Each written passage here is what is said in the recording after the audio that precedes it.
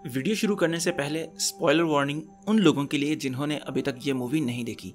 आप पहले मूवी देख लें, फिर उसके बाद ये वीडियो देख लें।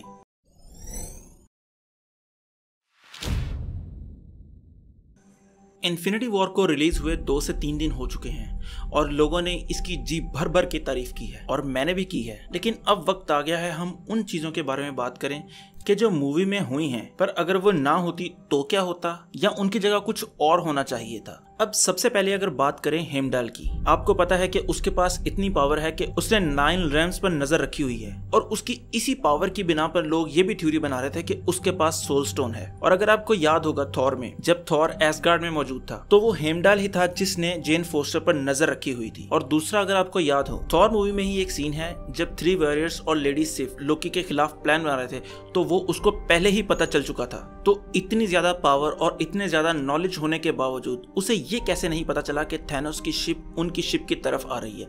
उसने पहले ही एसगार्ड वालों को आगाह क्यों नहीं किया कि थैनोस आ रहा है? क्यों नहीं उन्हें बचाकर वहां से ले गया पहले ही? और ये भी कि जब वो मार खाकर गिरा हुआ था तो उसने हल्क को बचा लिया, बायोफ्रॉस्ट ओपन किया और हल्क को वहां से जमीन पर भेज दिया। लेकिन उसने हल्क को बचाने की बजाय अपने किंग को क्यों नहीं बचाया? किंग और किंग का भाई वो दोनों साथ ही खड़े हुए थे तो वो वहां पर लोकी और थॉर दोनों को बचा सकता था, लेकिन उसने हल्क को चूज किया। इसके पीछे मुझे नहीं कोई लगता कोई खास रीजन होगा। लेकिन आप खुद ही वैसे सोचें कि आपका ताल्लुक किसी कंट्री से और आप किसी बंदे के वफादार हैं, आप उसको बड़ी अच्छी तरह जानते हैं और एक तरफ वो बंदा है जिसको आप अच्छी तरह नहीं जानते, तो आप किसको बचाना प्रेफर करेंगे? आप कोशिश करेंगे कि जिसके आप वफादार हैं, जिसको आप जानते हैं, जिसको बड़े अरसे से जानते हैं, जिसको बचाने की आपने कसम खाई हुई है, आप उसको बचाएंगे या फिर वो उस अननोन आदमी को बचाएंगे? मेरे ख्याल से तो इस चीज़ की मुझे तो समझ नहीं है कि उसने थॉर को बचाने के बजाय हल्क को क्यों बचाया। और ना ही हल्क ने आके कोई ऐसा बड़ा काम किया है अर्थ पर जिससे हल्क को बचाने का कोई फायदा हुआ हो। जो काम उसने आके अर्थ पर किए हैं वो मेरे ख्याल से थॉर या लोकी दोनों में से कोई भी कर सकता था। दूसरा जो सवाल है वो है थॉर के हवाले से। आपने कभी गौर किया है कि पहले थॉर को कुछ भी नहीं पता होता लेकिन एकदम से उसके पास बहुत ज्यादा नॉलेज आ जाता है? मैं आपको एग्जांपल से बताता हूँ। जैसे 2012 वाली एवेंजर 1 में थॉर अर्थ पर आता है और आकर उसको सारा कुछ पता होता है कि लोकी का प्लान क्या है। हालांकि मूवी में हमें कहीं भी नहीं दिखाया कि उसको उसका प्लान कैसे पता लगा और वो आकर कैप्टन अमेरिका को सारा प्लान समझाता है कि लोकी किस तरह अपनी आर्मी को लेकर आ रहा है। चलो खैर, ये तो बहुत पुरानी बात होगी ना, हम रिसेंटली बात करते हैं इन्फिनिटी वॉर की। जब थैनोस के साथ उसका मुकाबला हुआ तो मेरा नहीं ख्याल थैनोस ने कहीं भी जिक्र किया है कि उसने पावर स्टोन कहाँ से लिया, कितना अरसा पहले लिया और उसने पावर स्टोन हासिल करते हुए पूरे जेंडार को तबाह किया। लेकिन जब वो गार्डियन ऑफ गैलेक्सी से मिला थॉर, तो थॉर उनको पूरी स्टोरी बता रहा है कि थैनोस ने पावर स्टोन ले लिया है, पावर स्टोन उसने जेंडार से लिया। चलो खैर, मान लिया कि उसको सारा नॉलेज है, हेमडाल की वजह से मान लेते हैं कि उसके पास नॉलेज था, हेमडाल ने उसे बताया था कि पावर स्टोन कहाँ पर है। लेकिन ये कैसे पता कि 1 हफ्ते पहले लिया और पूरा जेंडार तबाह करके लिया? क्योंकि मेरा नहीं ख्याल थैनोस ने उसे बताया कि उसने जेंडार को तबाह किया है। वो किसी और तरीके से भी ले सकता है, लेकिन थॉर को ये एग्जैक्टली पता था कि थैनोस ने पूरे जेंडार को तबाह किया है। अब मार्वल के फैन बॉयज कहेंगे, जो छोटे छोटे बच्चे हैं जो अभी जमीन से उगे नहीं और कमेंट में गालियां देते हैं, वो कहेंगे अबे हेमडाल ने उसे बताया है कि जेंडार तबाह हो गया। तो सवाल यह है कि हेमडाल को ये कैसे नहीं पता चला कि वो स्पेस स्टोन भी लेने आ रहा है? हालांकि हेमडाल तो हर चीज पर नजर रखता है, उसको हर चीज की खबर रहती है। उसको ये भी पता होना चाहिए था कि स्पेस स्टोन कहाँ पर है और लोकी ने वहां से स्पेस स्टोन ले लिया हुआ है। एक और सवाल मेरा थैनोस के हवाले से है। अब देखें, उसको एग्जैक्टली पता था कि पावर स्टोन कहाँ पर है, उसको एग्जैक्टली पता था कि स्पेस स्टोन कहाँ पर है और उसको ये भी पता था कि बाकी के जो स्टोन्स हैं वो अर्थ पर हैं। यानी कि आपको फील होता है कि उसके पास यहाँ कोई एबिलिटी है कि जिससे वो स्टोन्स को सेंस कर सकता है कि स्टोन्स कहाँ पर है, या मतलब सूंघ सकता है, या उसके पास कोई डिवाइस है जो उसे बताता है कि स्टोन्स कहाँ पर हैं। ठीक है, समझ में आ गई बात। लेकिन उसे ये कैसे नहीं पता था कि सोल स्टोन कहाँ पर है? उसको बाकी सारे स्टोन्स की एग्जैक्ट लोकेशन पता थी, लेकिन सोल स्टोन की लोकेशन उसे एग्जैक्ट नहीं पता थी। और अगर उसे नेबुला से वो वीडियो ना मिलती तो उसे ये भी नहीं पता चलना था कि गमोरा को पता है कि सोल स्टोन कहाँ पर है। ये भी एक बहुत बड़ा सवाल है जो हमें एग्जैक्ट नहीं बताया गया मूवी में। एक सवाल यहाँ पर कैप्टन और ब्रूस बैनर के हवाले से है। अब जब एबनी माँ, आयरन मैन, स्पाइडरमैन और वॉन्ग की वहां पर न्यूयॉर्क में फाइट होती है, तो उसके बाद आयरन मैन, स्पाइडरमैन और एबनी माँ वहां पर स्पेस में चले जाते हैं डॉक्टर स्ट्रेंज के साथ, और वॉन्ग जाने लगता है तो ब्रूस बैनर से पूछता है कि अब तुम क्या करोगे। तो ब्रूस बैनर कहता है कि मैं एक कॉल करने वाला हूँ, और वो नंबर मिलाता है और कॉल करता है, और सबको पता है कि वो किसको कॉल करता है। वो कॉल करता है कैप्टन अमेरिका को, जो जाकर वहां पर विजन को बचाते हैं। अब सवाल यह है कि जब वकांडा में ब्रूस बैनर और कैप्टन अमेरिका वहां पर मिलते हैं तो वो इस तरह एक दूसरे से मिलते हैं जैसे वो एक दूसरे को पहली दफा देख रहे हैं, यानी कि उनकी आपस में बड़े अरसे से बात भी नहीं हुई, ना उनकी मुलाकात हुई है। हालांकि ब्रूस बैनर ही वो बंदा था जिसने कैप्टन को कॉल करके बताया था सारा कुछ। अच्छा, एक और बात यहाँ पर विजन, वांडा और ब्लैक ऑर्डर के दरमियान हुई फाइट के हवाले से है। जब वो स्कॉटलैंड में थे और ब्लैक ऑर्डर उन पर हमला कर देता है और विजन की वो अच्छी खासी धुलाई करते हैं। सवाल यहाँ पर यह है कि वो स्कॉटलैंड में थे, लेकिन स्कॉटलैंड में उनके अलावा कोई और क्यों नहीं था? अगर आपको याद हो तो वहाँ पर ट्रेन के पास भी हमें कोई नहीं दिखाई दिया, वहाँ पर पूरी गलियाँ भी खाली थी, मतलब सारे लोग कहाँ थे? वो क्या इस्लामाबाद थोड़ी है कि वो 9 बजे के बाद सारे सो गए? तो ये बात भी समझ से थोड़ी परे थी।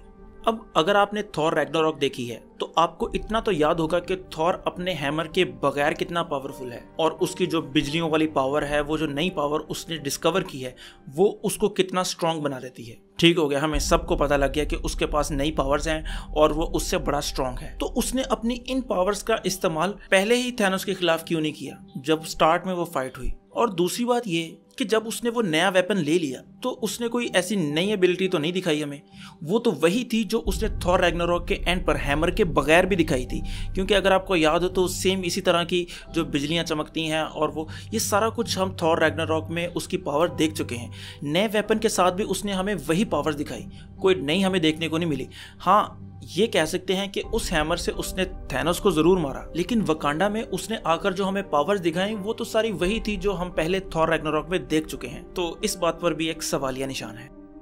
अच्छा, थॉर के नए वेपन के हवाले से बहुत लोग सवाल कर रहे हैं कि हेमडाल तो मर गया, तो बायफ्रॉस्ट किसने ओपन किया और वो कैसे वकांडा में पहुंचा? अगर आपने मूवी थोड़ी गौर से देखी हो तो पीटर डिंकलेज वाला जो डॉर्फ का कैरेक्टर है वो बताता है कि ये जो न्यू वेपन है ये बायफ्रॉस्ट भी ओपन कर सकता है, यानी कि इसको अब हेमडाल की जरूरत नहीं है, वो उसके बगैर भी एक जगह से दूसरी जगह ट्रेवल कर सकता है। एक और चीज जो थॉर के हवाले से है कि जब रॉकेट उसे नई आंख देता है तो वो बगैर किसी सर्जरी के, बगैर किसी नई टेक्निक के वो आंख खोलता है और उसमें आंख डाल लेता है। यार ऐसे भी कोई होता है भला? खुदा का खौफ करो। अगर यही सीन बॉलीवुड में होता तो हमने उसको इतनी गालियाँ निकालनी थी कि ये क्या सीन है, और यहाँ पर सारे खुश हो रहे हो, क्या बात है, ऐसे भी आंख डलती है। आप ऐसी आंख डाल के देखो किसी नाबीना आदमी को, उसकी आंख निकालो, नई आंख उसके अंदर रख दो, क्या उसको दिखाई देगा? मेरा नहीं ख्याल उसको दिखाई देगा। और ना ही वो कोई आंख देखने में ऐसे नैनोबॉट टेक्नोलॉजी वाली लग रही थी कि उसने आंख डाली और अंदर जाके खुद ही सेटिंग हो गई उसकी, और सारे नर्वस सिस्टम के साथ कनेक्शन उस आंख के सारे खुद ही हो गए और आंख माशाल्लाह चलना शुरू हो गई। आंख तो बिल्कुल सादा सी लग रही थी और ना उसमें कोई ऐसी चीज़ दिखाई उन्होंने। अच्छा, एक सवाल यहाँ पर डॉक्टर स्ट्रेंज के हवाले से है। अब आपको याद होगा डॉक्टर स्ट्रेंज ने तकरीबन 14 मिलियन पॉसिबिलिटीज़ देखी और उनमें से सिर्फ एक पॉसिबिलिटी ऐसी थी जिसमें वो जीत सकते थे। तो क्या डॉक्टर स्ट्रेंज ने ये नहीं देखा कि पीटर क्विल उनका काम खराब कर रहा है, यानी कि स्टार लॉर्ड की बात कर रहा हूँ मैं? अगर उन्होंने पॉसिबिलिटीज़ देखी थी तो उन्होंने क्या ये नहीं देखा था कि जब वो इन्फिनिटी गॉन्टलेट उतार रहे थे तो पीटर क्विल आके सारा काम खराब कर देता है? अगर उन्हें ये पहले ही पता था तो वो पहले ही उसे रोक लेते, क्योंकि अगर वो उसे वहां पर ही रोक लेते तो इन्फिनिटी गॉन्टलेट तो उन्होंने तकरीबन उतार लिया था, और अगर 1-2 सेकंड और होते तो इन्फिनिटी गॉन्टलेट उन्होंने पूरा उतार लेना था और आधी यूनिवर्स को वो आसानी से बचा सकते थे। मगर डॉक्टर स्ट्रेंज ने ना इस बात का पहले जिक्र किया ना बाद में किसी को बताया, तो ये बात भी थोड़ी अजीब सी थी। अब एक सवाल मेरा निक फ्यूरी के हवाले से है। जब बकी वहां से ऐश बनकर उड़ गया तो उसका जो मेटल का हाथ था वो भी उसके साथ उड़ गया। जब फैल्कन ऐश बनकर उड़ा तो वो अपने मेटल के विंग्स और ग्लासेस जो उसने पहने हुए थे उनके साथ गायब हुआ। इसी तरह जब पीटर पार्कर गायब हुआ तो उसने जो सूट पहना हुआ था वो भी आपके पास उसके साथ ही गायब हो गया, ठीक है। लेकिन जब निक फ्यूरी उस जो छोटा सा डिवाइस है जिससे वो मैसेज कर रहा था वो उसके हाथ में था, लेकिन जब निक फ्यूरी गायब हुआ तो वो उसके हाथ से गिर गया। क्यों? वो उसके साथ क्यों नहीं गायब हुआ? हालांकि बाकी सब के साथ तो ऐसा नहीं हो रहा, बाकी सब तो अपनी जो चीजें उनके पास थी उनके साथ मिलकर गायब हो रहे थे। हालांकि हमें पता है कि वो वहां पर लोगो दिखाना चाहते थे कैप्टन मार्वल का, लेकिन उसूली तौर पर तो ये होना चाहिए था कि जिस तरह बाकी सब लोगों की चीजें भी उनके साथ गायब हो रही हैं, इसको भी गायब हो जाना चाहिए था। तो ये भी बड़ी अजीब सी चीज थी जिसको उन्होंने बिल्कुल भी एक्सप्लेन नहीं किया मूवी में। और एक सवाल जो आप लोगों का है, आप लोग कमेंट सेक्शन में पूछ रहे हैं, मेरे ज़हन में नहीं आया था। मैंने जब कमेंट्स पढ़े ना आप लोगों के, तब मेरे ज़हन में आया ये सवाल।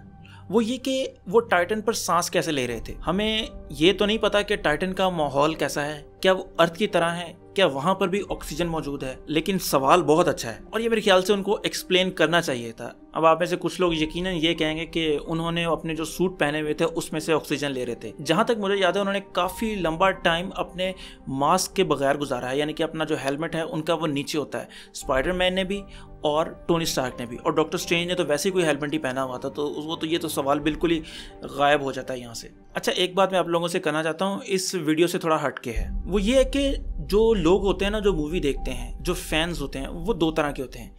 एक होते हैं जैसे आप मार्वल के फैन हैं, एमसीयू के, एक होते हैं एमसीयू के फैन और एक होते हैं एमसीयू के फैन बॉयज। फैंस में और फैन बॉयज में क्या डिफरेंस है? देखिए, जो फैंस होते हैं ना, अगर मार्वल ने कोई मूवी बनाई है तो वो उसको न्यूट्रल होकर जज करते हैं। वो वहां से अच्छी चीजें भी देखते हैं और बुरी चीजें भी देखते हैं, और जो चीजें समझ नहीं आती या बुरी होती हैं उनको वो एक्सेप्ट भी करते हैं। लेकिन जो फैन बॉयज होते हैं ना, उनका ये काम होता है कि नहीं, एमसीयू सबसे ऊपर में, एमसीयू से ऊपर कुछ भी नहीं है, स्टार वॉर्स से एमसीयू ऊपर, एमसीयू तो ये हो गया, एमसीयू वो हो गया।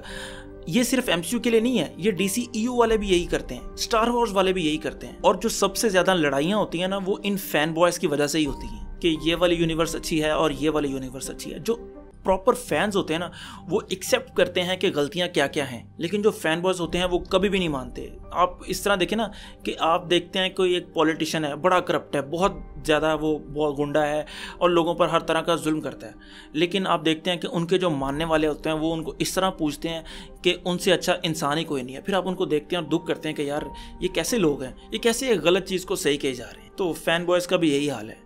तो आप थोड़ा अक्लमंद बने, फैन बने, फैन बॉयज़ ना बने। तो अगर आपको ये वीडियो पसंद आई हो तो लाइक करें, कमेंट करें और सब्सक्राइब ज़रूर करें।